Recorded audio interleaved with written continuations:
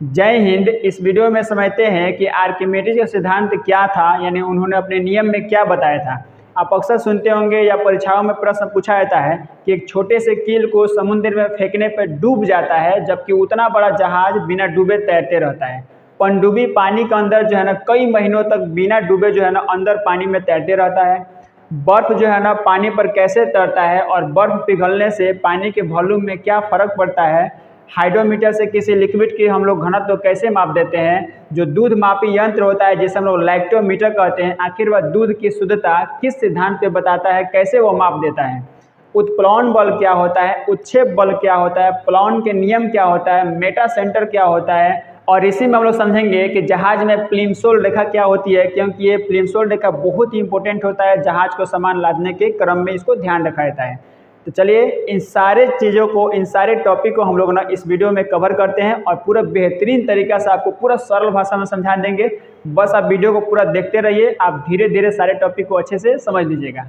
तो चलिए इस वीडियो को शुरू करते हैं। देखिए, कोई वस्तु द्रव में कैसे तैरेगा या कैसे डूबेगा, इसके सेंस में सबसे पहले एक वैज्ञानिक थे जिनका नाम है आर्किमिडीज। ये यूनानी थे, इनका जो नेशनलिटी है वो यूनानी है। ये एक तरह से भौतिक वेदा भी थे, भूगोल वेदा भी थे, खगोल शास्त्री भी थे, इनका ये गणितज्ञ भी थे। इनका गणित में भी रूल चलता है, आप सुने होंगे पाई वगैरह खोज वगैरह जो है ना इसमें सिद्धांत वगैरह दिया गया था। वृत्त की परिधि के सेंस में भी इन आर्किमिडीज ने सिद्धांत दिया था। परिधि बटा व्यास को हम लोग वृत्त का पाई कहते हैं। अब देखिए, इन्होंने आर्किमिडीज ने एक सिद्धांत दिया था कि कोई वस्तु जो है ना द्रव में कैसे तैरेगा या कैसे डूबेगा, इसके सेंस में इन्होंने एक नियम दिया था। वो नियम यहाँ पे सिंपल लिखे हैं, देखिएगा कि जब किसी वस्तु को किसी द्रव में हम लोग अंशतः या पूरी तरह डुबाते हैं तो उस वस्तु के भार में एक आभासी कमी होता है। वो कमी जो है ना वस्तु के द्वारा हटाए गए द्रव के भार के बराबर होता है, जो उसमें कमी होता है। यही सिंपल सा आर्किमिडीज का सिद्धांत है। अब इसको हम समझते हैं ना, इसको फिगर समझते हैं कि आखिर ये क्या चीज़ है। देखिए, हम सिंपल से क्या करेंगे ना, एक बर्तन लेकर के और उसमें पानी भर देंगे। देखिए, इसमें बर्तन में पानी भर दिया गया है और इसमें कोई बाहर से एक वस्तु को हम लोग इसमें डुबाना है। कोई भी हल्की वस्तु ले लीजिएगा 200-300 ग्राम, क्योंकि बर्तन में तो ज़्यादा पानी हटेगा नहीं। अब 1 kg का रखिएगा तो धाए से के नीचे गिर जाएगा। तो इसमें करना क्या है कि छोटा सा कोई 200-300 ग्राम वस्तु का वजन का जो है ना एक वस्तु ले लेना है और वस्तु को ले करके आपको पानी में गिराना है, रखना है इसमें।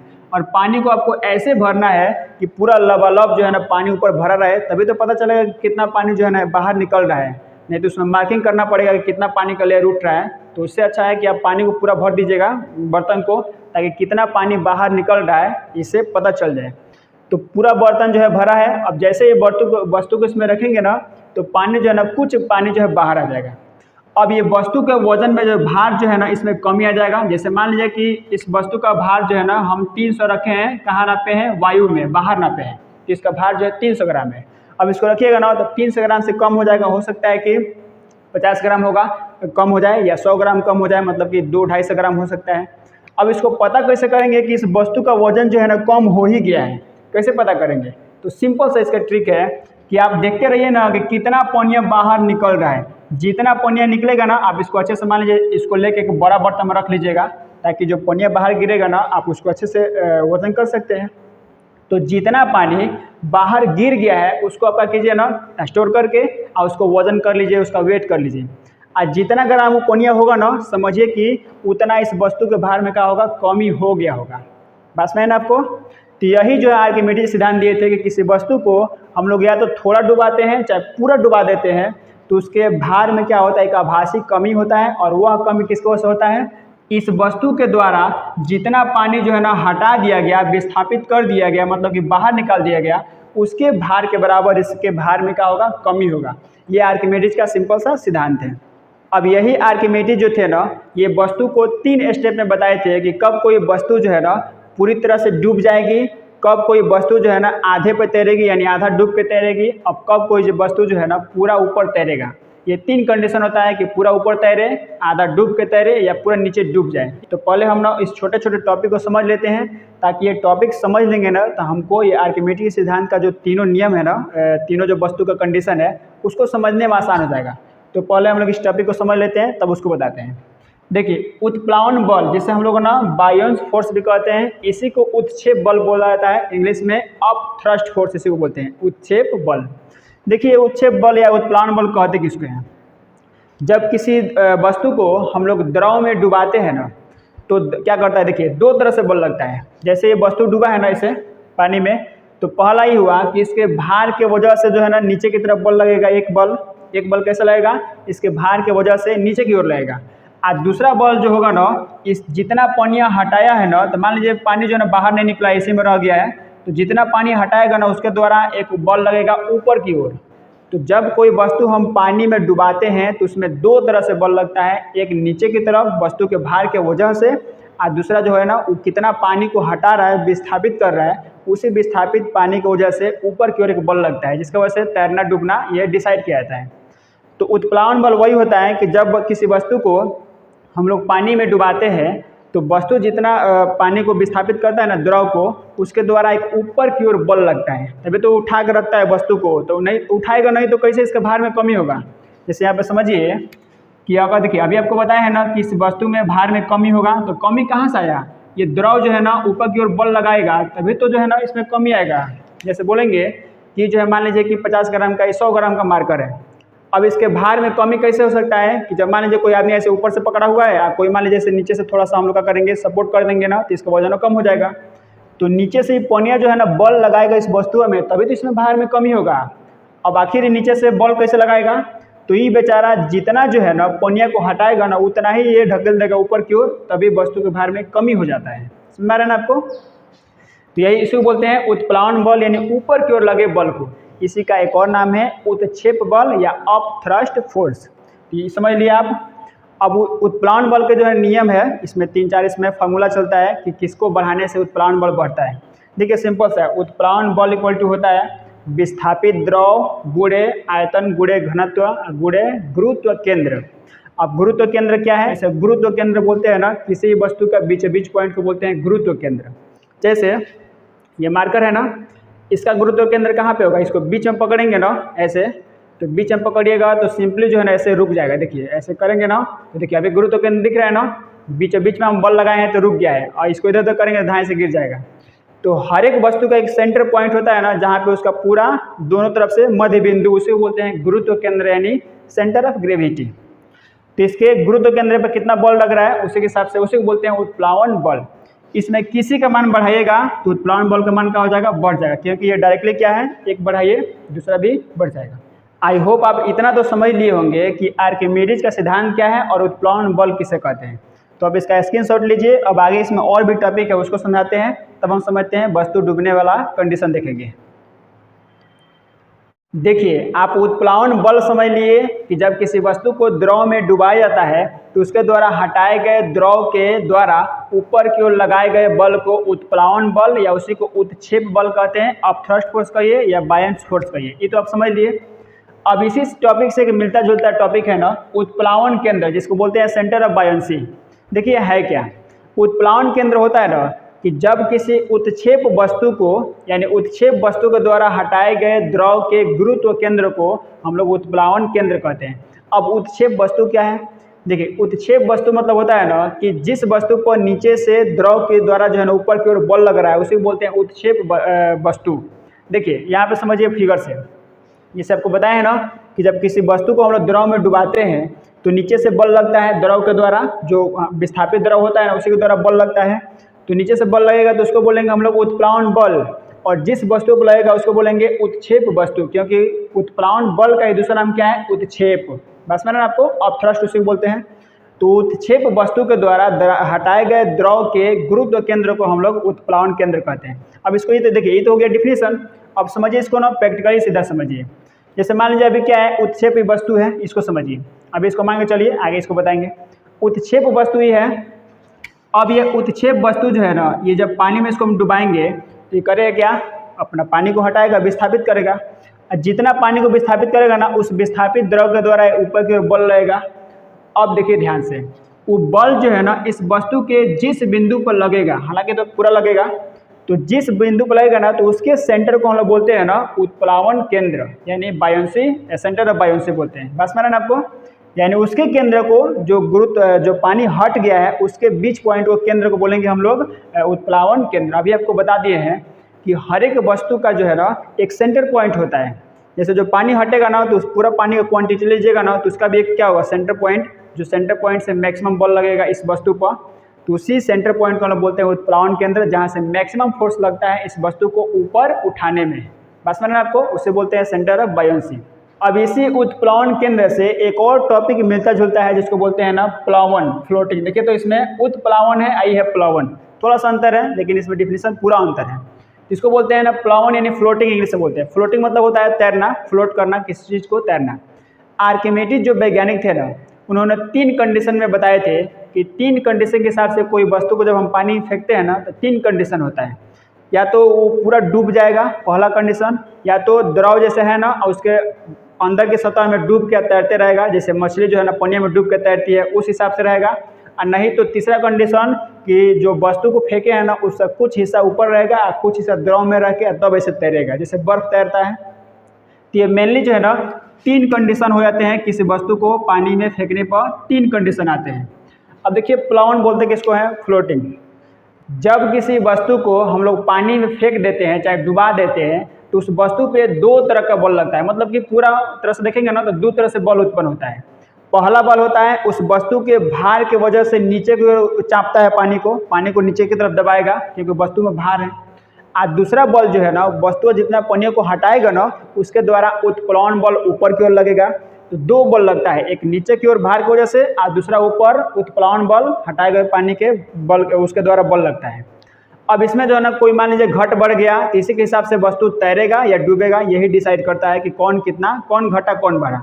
तो देखिए पहला कंडीशन ही हो सकता है, अभी देखिए जहाँ पे हम लिखे ना डब्लू समझिएगा ना कि वस्तु का भार है, और जो W1 लिखे हैं ना उस समझिए कि नीचे से जो उत्प्लावन बल लग रहा है ना उसको बोलते हैं W1। तो देखिए पहला कंडीशन ही हो सकता है कि वस्तु जो उसका भार है ना वही क्या हो, ज़्यादा हो, मतलब ग्रेटर हो, किससे, तो जितना पनिया हट रहा है उसके द्वारा लगाए गए बल से, यानी उत्प्लावन बल से जो है ना वस्तु का भार का हो अधिक हो।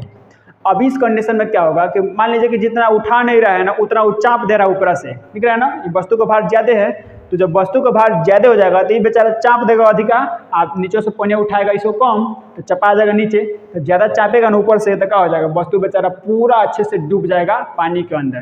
तो जो W1 है ना ये ऊपर के बल लगेगा क्योंकि उत्प्लावन बल है, और जो W है वस्तु का भार वो नीचे दबाएगा इसको।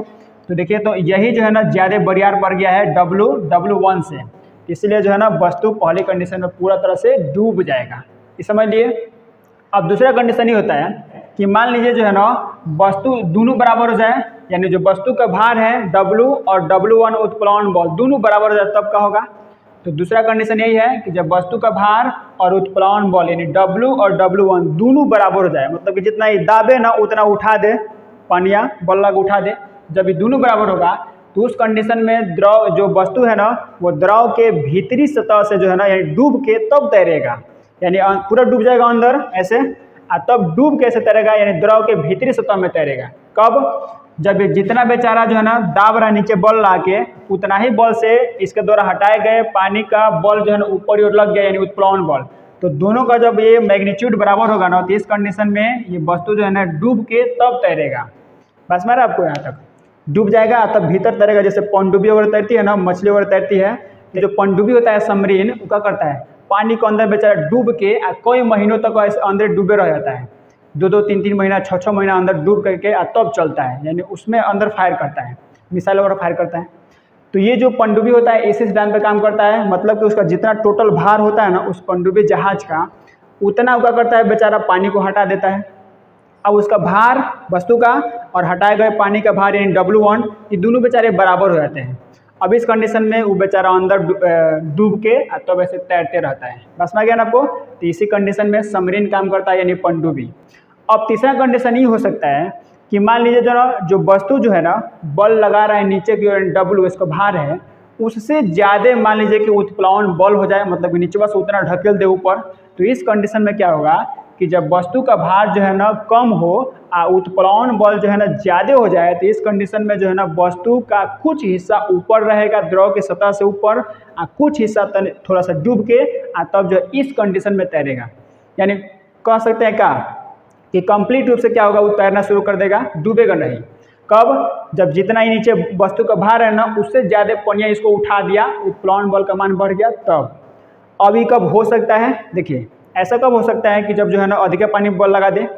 इसी सिद्धांत पे जो है ना कार्य करता है जो शिप होते हैं, पानी वाला जहाज। वो देखिए शिप का जो डिजाइन होता है ना, जैसे क्वेश्चन कहा जाता है कि छोटे से कील को जो है ना हम पानी में फेंकते हैं तो डूब जाता है, जबकि उतना बड़ा जहाज तर जाता है। इसके पीछे रीजन जो है ना यही है, कंडीशन नंबर 3। यानी यहाँ पे देखिए आकृति जो 3 दिख रहा है ना, सी नंबर कंडीशन ये। देखिए समझिए होता क्या है, कोई वस्तु जो है ना पानी में तैरेगा या डूबेगा ये डिसाइड करता है उसके द्वारा हटाए गए पानी के भार के बराबर, यानी उत्प्लवन बल की वजह से। अब मान लीजिए कि छोटा सा कील है, उस कील को हम पानी में फेंकेंगे ना, ऐसे समुद्र में फेंके, चाहे नदी में, चाहे किसी गिलास में फेंक दीजिए पानी भर के, किसी में फेंक लीजिए। तो जब उसको फेंकते हैं तो वो जो है ना बेचारा जाता है जब पनिया में ना, तो उतना पानी को अच्छे से हटा नहीं पाता है जितना उसका वजन होता है, क्योंकि उसका वजन ज़्यादा हो जाता है। और पनिया जो हटाता है ना, वो जैसे वो भी तो द्रव हटाएगा ना, तो उसका जो भार होता है द्रव का, उसके भार से जो होता है ना बहुत कम हो जाता है, जिसकी वजह से उत्प्लवन बल जो है ना कम लगेगा। और जब उत्प्लवन बल कम लगेगा तो कील बेचारा जो है ना भार उसका अधिक है तो डुबा देगा अंदर, कील डूब जाता है अंदर, चूँकि कील का बनावट भी वैसा नहीं है। अब जो जहाज है, जहाज जो कील की तुलना में बहुत ज़्यादा जो है ना भारी है, उसका मास बहुत ज़्यादा है। अब जहाज का जो है ना तैरने का रीजन 2 होता है। पहला उसका स्पेशल डिजाइन के ऊपर भी डिपेंड करता है, और उसको ऐसे डिजाइन किया जाता है ना कि वो जो है ना सबसे ज़्यादा अपने भार से सबसे ज़्यादा जो है ना वो पानी को विस्थापित कर दे, ताकि नीचवा से जो उत्प्लवन बल लग रहा है ना वो जो है ना ज़्यादा लग जाए, मतलब कि W1 का मान जो है ना ज़्यादा लग जाए, तभी तो उठाएगा उसको। नहीं तो पता चला कि टाइटेनिक जहाज के जैसा क्या हो जाएगा, डूब जाएगा अंदर ही। हालांकि टाइटेनिक जहाज के डूबने के पीछे जो है ना रीज़न कुछ और था, वो बेचारा जा करके डायरेक्ट जो है ना बर्फ़ के सिले से, पहाड़ से टकरा गया था। चलिए तो आप ये तीनों कंडीशन समझ लिए। अब इससे जो है ना रिलेटेड इसी तीसरे दिख रहा है ना, तीसरा पॉइंट, इसी से रिलेटेड एक क्वेश्चन कहता है, बार बार एक क्वेश्चन पूछा जाता है हर एग्जाम में, रेलवे हो चाहे और भी हो, कि एक गिलास जो है ना पानी से पूरा लबालब भरा है और उसी में एक बर्फ़ तैर रहा है। अब बर्फ़ जो है तैरते हुए बर्फ़ अगर बेचारा पिघल गया तो पानी में क्या उसका मतलब आयतन जो है ना बढ़ेगा कि घटेगा कि बराबर रहेगा, ऐसा क्वेश्चन पूछा जाता है। देखिए इसको समझने के लिए पहले आपको घनत्व बताना पड़ेगा। घनत्व बताने के बाद से जो है ना आपको समझ में आएगा कि किस द्रव का कितना घनत्व होता है। तो चलिए पहले आप इसका स्क्रीनशॉट लीजिए, तब आगे उसको अभी डिस्कस करते हैं। देखिए कोई भी वस्तु पानी में डूबेगा या तैरेगा, इसका डिसाइड करने के लिए एक पॉइंट आता है केंद्र, जिसे हम बोलते हैं मित केंद्र यानी मेटा सेंटर।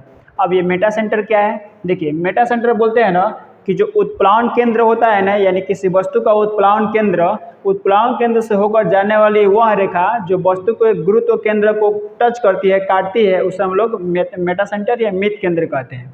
अब ये तो डिफिनेशन हो गया, आप इसको समझिए एग्जाम्पल से। देखिए ध्यान से, मित केंद्र बहुत ही जरूरी होता है। हालांकि देखिए ये टॉपिक बहुत ही बड़ा है, आपको यहाँ पे थोड़ा सा बता दे रहे हैं, आप कहिएगा, कमेंट कीजिएगा, तो हम इसके नेक्स्ट वीडियो में आपको पूरा मेटा सेंटर के बारे में बता देंगे कि कब कोई जहाज जो है ऐसे पूरा तैरेगा, फ्लोट करता है ना जहाज, ऐसे हॉरिजॉन्टल में करता है, ऐसे भी फ्लोट करता है, आखिर से ऐसे भी करता है फ्लोट। तो कब कोई जहाज ऐसे फ्लोट करेगा तो चाप बनाता है ना, तो मित केंद्र कैसा होना चाहिए, कहाँ पे होना चाहिए, उसका वैल्यू कैसे निकालते हैं, मेटा सेंटर का हाइट कैसे निकालते हैं, आप कहिएगा तो नेक्स्ट वीडियो में आपको हम बता देंगे। वो टॉपिक थोड़ा सा बड़ा है, चलिए आपको इसमें थोड़ा सा बता दे रहे हैं। जो मित केंद्र होता है ना उसको हम लोग M से इंडिकेट करते हैं। जैसे मान के चलिए कि ये जो है ना पानी है, और इस पानी में जो है ना ये वस्तु जो है ना ऐसे तैर रहा है, मतलब इसका कुछ हिस्सा नीचे है, कुछ हिस्सा ऊपर तैर रहा है। अब ये तैर रहा है ना, तो ध्यान से देखिए, जब ये वस्तु थोड़ा सा इधर उधर ऐसे डगमगाएगा ना, यानी फ्लोट करेगा, तो मान लीजिए थोड़ा सा वस्तु जो ऐसे राइट के साइड की तरफ झुका हुआ है, डगमगाया है, तो इसके बीचों बीच से आप एक ऐसे लाइन खींचिए, बीचों बीच की वस्तु का पूरा बीचों बीच का, यही बीच वाला रेखा जो है ना वस्तु का गुरुत्व केंद्र से होकर के रेखा जाता है, इसी रेखा को बोलते हैं गुरुत्व केंद्र। और गुरुत्व केंद्र आपको बता दिए हैं, किसी भी वस्तु के बीच बीच पॉइंट को गुरुत्व केंद्र कहते हैं, सेंटर ऑफ ग्रेविटी, जिसे हम लोग G से इंडिकेट करते हैं। अब इसे आप बीच बीच से लाइन खींचेगा ना, तो यहाँ पे मान लीजिए कि बीच वाला पॉइंट जो है ना, ये वस्तु का बीच वाला पॉइंट यही आएगा, जिसे हम लोग सेंटर ऑफ ग्रेविटी कहते हैं, यानी वस्तु का गुरुत्व केंद्र। अब ये और नीचे आएगा ना ऐसे, तो देखिए नीचे से ऐसे ना थोड़ा सा इसको इधर, चूँकि ये दाहिने की तरफ झुका हुआ है, तो दाहिने की तरफ झुकेगा ना, तो यहाँ पे एक जो है ना चाप बन जाता है, जिसको बोलते हैं आर्क चाप।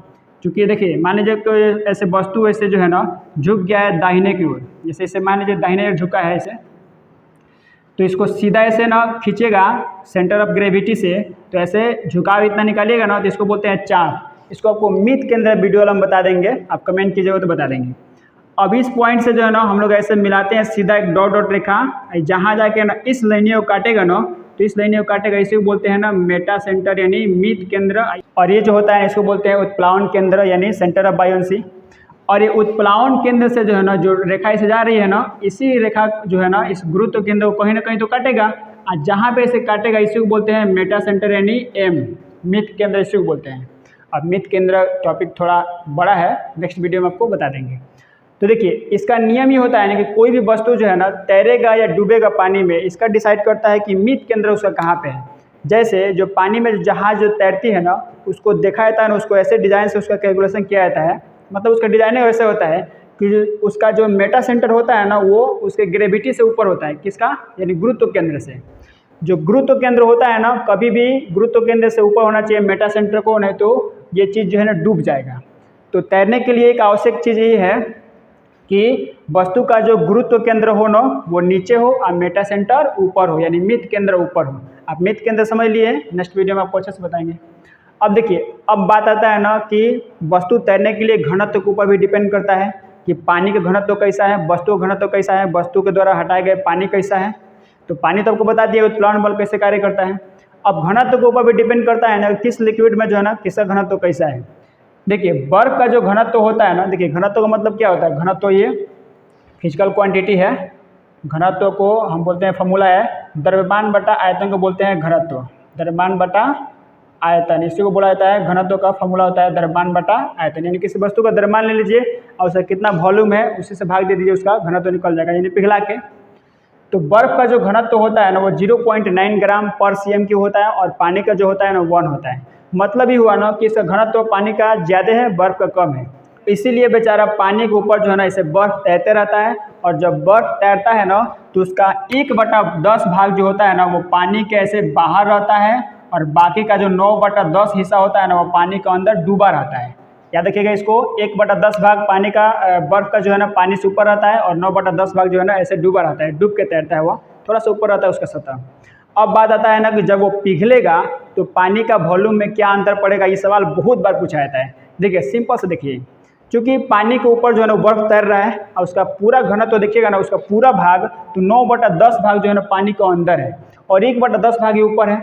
अब वो बेचारा पिघलेगा या नहीं पिघले पानी के लेयर में कोई भी फर्क नहीं पड़ता है। यानी मतलब समझिए ना कि पानी का जो आयतन है वो अपरिवर्तित होता है। ये क्वेश्चन कई बार पूछा जाता है, तो समझ लिया आप कि पानी का आयतन चेंज होगा क्या होगा, वैसे ही पानी अपरिवर्तित ही रहेगा, उसमें कोई भी चेंजिंग नहीं होता है, ना घटता है ना बढ़ता है। अब इसका कुछ उपयोग देखते हैं घनत्व से रिलेटेड। एक मशीन आता है जिसको बोलते हैं हाइड्रोमीटर। हाइड्रोमीटर करता क्या है, तो वो द्रव के घनत्व को मापता है, यानी द्रव में किसी द्रव का घनत्व कैसा है इसका डिसाइड कौन करता है, उस मशीन को हम लोग हाइड्रोमीटर करते हैं, इसी से नापा जाता है। नाम ही इसका हाइड्रो मतलब कि पानी है, मीटर मतलब कि द्रव के घनत्व को नापना। देखिए जो समुद्र का पानी होता है ना उसमें कई चीज़ें मिली होती है, जैसे उसी में सोडियम क्लोराइड भी है, उसी में बहुत तरह का कचरा होता है, जैसे उसमें खारा पानी हुआ है समुद्र का पानी। अब समुद्र का पानी खारा होने की वजह से उसमें सोडियम क्लोराइड के मिलने की वजह से ना उसका घनत्व साधारण पानी से ना जो है बढ़ जाता है। जैसे नॉर्मल पानी का घनत्व क्या है 1.0 है यानी 1 है, तो 1 से 1 पॉइंट उसका कुछ आता है, मतलब अधिक ही होता है। तो समुद्र का पानी जो है ना वो सिंपल पानी से क्या होता है उसका घनत्व अधिक होता है, जिसके वजह से नदी में या तालाब में तैरने की अपेक्षा समुद्र में तैरना आसान होता है। अब समझिए कि घनत्व बढ़ने से तैरना आसान कैसे हो गया। सिंपल सा इसका है, कोई बड़ा रीज़न नहीं है। जैसे आप मान लीजिए कि चले गए कूद गए नदी में कूद के आप तैरना ऐसे शुरू किए, हाथ पाँव मारना शुरू किए ताकि उत्प्लावन बल जो है ना ज़्यादा हो जाए। अब देखिए चूँकि पानी है, सिंपल पानी है, नदी तालाब का सिंपल पानी है, उसका घनत्व 1 है। अब वो जो है ना उसका घनत्व 1 है तो उसी के हिसाब से वो आपको उत्प्लावन बल लगाएगा, तो उसी के हिसाब से आपको ढकेलेगा, मतलब उठाएगा। अब वही जो है मान लीजिए आप समुद्र में जाके डूब गए, उसमें तैरना शुरू किए, चूँकि उसका पानी का घनत्व जो है ना ज़्यादा है इस नॉर्मल पानी से, चूँकि वो खारा पानी है। अब आप उतना ही मान लीजिए हाथ पाँव चला रहे हैं ना, तो उतना ही पानी से उतना ही आपके बल से जो है ना आप जितना पानी को विस्थापित कीजिएगा ना समुद्रों में तो उसका घनत्व ज़्यादा है। अब वो जो बल लगाएगा ना तो हचाक से उत्प्लावन बल लगाएगा, वो अधिक बल लगा देगा, क्योंकि उसका घनत्व ज़्यादा है, वो ज़्यादा बल लगा देगा। कौन? उत्प्लावन बल वाला। अब चूँकि जब ज़्यादा बल लगाएगा ना तो आपको ऊपर जो है ढकिया के ऊपर रखता है, तो इसीलिए जो है ना समुद्र में तैरना आसान होता है क्योंकि घनत्व ज़्यादा होता है और नदी या तालाब में तैरना जो है ना ये थोड़ा सा डूबने वाला होता है, समुद्र की अपेक्षा कठिन होता है। अब यहाँ से एक बार ना सीडीएस में क्वेश्चन पूछा था, सीडीएस में कहा था क्वेश्चन कि एक जहाज को नदी से निकाल करके समुद्र में ऐसे तैरने के लिए भेज दिया जाए, यानी नदी से निकाल कर समुद्र में डाल दिया जाए, तो उसमें जो है ना उसका असर क्या होगा, मतलब कि जहाज ऊपर उठेगा कि नीचे उठेगा, क्या होगा। तो देखिए नदी का पानी जो है ना वो समुद्र का पानी से उसका घनत्व तो कम होता है, तो जब नदी में कोई जहाज तैर देगा तो थोड़ा सा डूब जाएगा, और वही जब उसको समुद्र में भेज देंगे जहाज को तो समुद्र का पानी जो है ना घनत्व तो अधिक है, वो ज़्यादा उत्प्लवन बल लगा देगा, इसीलिए जहाज होगा थोड़ा सा उठ जाएगा। तो ऑप्शन नंबर बी पर लिखा था कि थोड़ा सा जहाज जो है ना ऊपर उठ जाएगा द्रव की सतह से, तो ऑप्शन नंबर बी पर था थोड़ा सा उठ जाएगा। इसी घनत्व से रिलेटेड एक काम करता है ना इसी सिद्धांत पे लैक्टोमीटर। देखिए कहा जाता है ना कि लैक्टोमीटर दूध की शुद्धता को मापता है, गलत बात है। वह दूध की शुद्धता को नहीं नापता है बल्कि वह दूध के घनत्व को मापता है। घनत्व ज़्यादा तो समझिए जो दूध है ना वो अशुद्ध है, मतलब उसमें पानी हइचा के मिला दिया गया है, और घनत्व दूध का कम समझिए कि वो शुद्ध दूध है। अब ये काम कैसे करता है देखिए, सिंपल से ही देखिए, जो दूध होता है ना दूध में मान लीजिए उसी में कार्बोहाइड्रेट है, उसी में मलाई है, खोआ है, मतलब उसमें कई चीज़ें हैं, प्रोटीन कार्बोहाइड्रेट, उसमें बहुत चीज़ें हैं दूध में।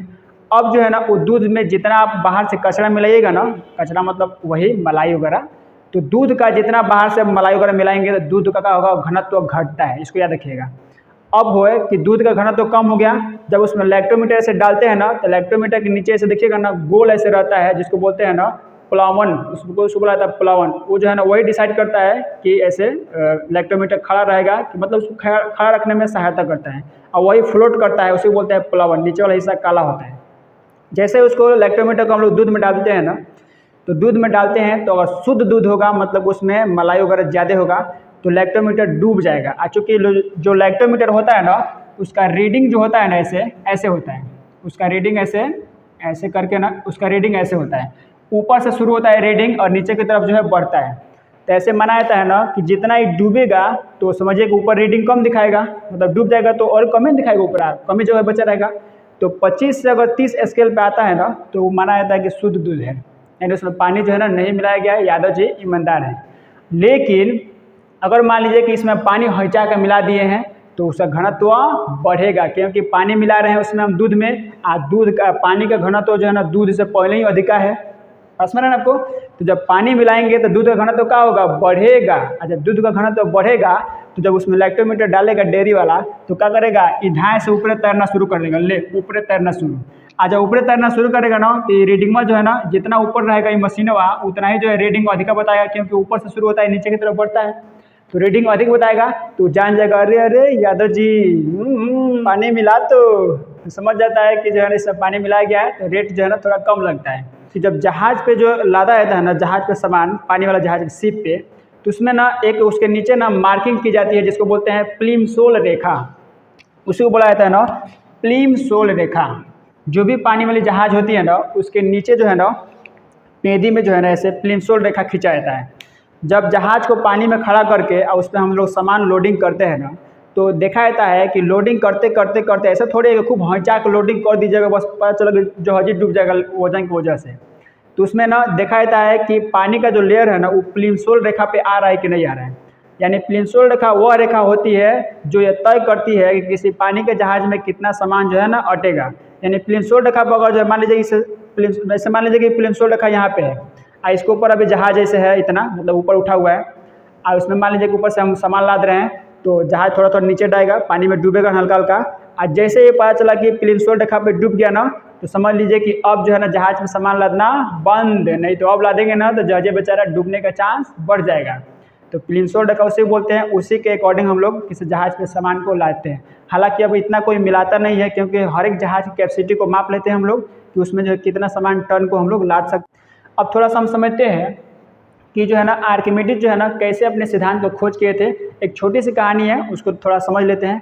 देखिए हुआ ये था ना कि जो आर्किमिडीज जो थे ना एक बादशाह था जिनका नाम है हायरन नाम का एक बादशाह था। एक बार सोने के मुकुट को बनवाया था।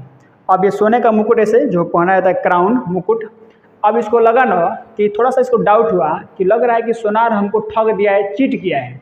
इसको डाउट हो गया कि जो सोना मतलब मुकुट है इसमें जो है ना शुद्ध सोना नहीं है, इसमें मिलावटी सोना है। अब बेचारा ये परेशान हो गया। अब जो है ना अपने पूरे राज्य में जा करके डुगडुगी पिटवा दिया कि जो भी व्यक्ति अगर इस मुकुट को जो है ना बता सकता है कि यह शुद्ध सोना से बना है कि अशुद्ध सोना से बना है तो हम उसको इनाम देंगे।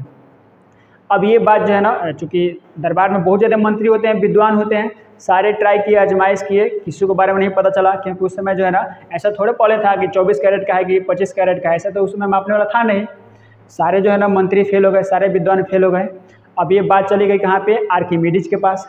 अब वो बेचारे आर्किमिडीज को बुलाया गया, दरबार में उपस्थित हुए और इनसे कहा गया कि आप अगर इस सोने की मुकुट की शुद्धता को माप सकते हैं कि यह शुद्ध सोना से बना है कि अशुद्ध सोना से बना है तो हम आपको जो है ना बहुत ज़्यादा इनाम देंगे इसके बदले में।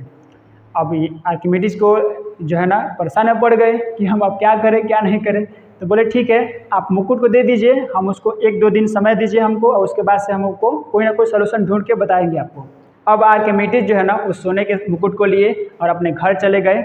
अब बेचारा ऐसे रख करके ऐसे सामने और उसको अगरबत्ती दिखा रहे हैं, योगा आसन में बैठे हुए हैं और उसको समझ रहे हैं कैसे क्या करें कैसे क्या करें, हम भी फेल कर जाएंगे तो बड़ा बेइज्जती होगा।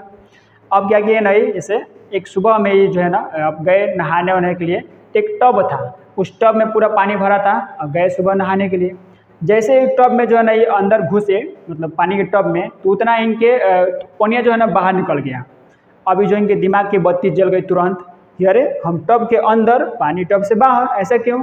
अब किए ना फिर से पूरे टब को भरे, अब की बार पूरी तैयारी के साथ भरे और फिर उसमें अंदर गए टब में। तो जैसे गए तब तक देखे कि अरे पनिया बाहर निकल गया। अब क्या किए ना, जितना पनिया बाहर निकला उसको मापना शुरू किए, वजन करना शुरू किए। तो देखे ना कि जितना हमारा वजन है उतना ही पनिया बाहर निकल रहा है। अब इनके दिमाग के ऐसे बत्ती जल गई कि हो ना हो यहीं से कुछ ना कुछ हमको मिलने वाला है।